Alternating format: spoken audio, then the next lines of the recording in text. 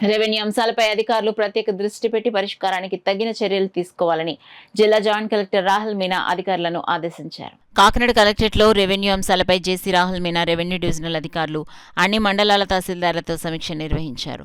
ప్రతి సోమవారం నిర్వహిస్తున్న ప్రజా ఫిర్యాదుల పరిష్కార వేదిక కార్యక్రమంలో అందిన భూ సమస్యలు, రీసర్వే సమస్యలు, రీసర్వేల గ్రామ సభల పురోగతి, ఫ్రీ ఓల్డ్ భూములు, మండలాల్లో రికార్డు రూమ్లు ఆధునీకరణకు ప్రతిపాదనలు, ప్రభుత్వ భూముల సర్వే తదితర అంశాలపై జేసీ రాహుల్ మీనా అధికారులతో చర్చించారు. ఈ సందర్భంగా ఆయన మాట్లాడుతూ పీజీఆర్ఎస్ కార్యక్రమంలో ఎక్కువ శాతం భూ సంబంధిత అంశాలపైనే వినతులు అందుతున్నాయన్నారు.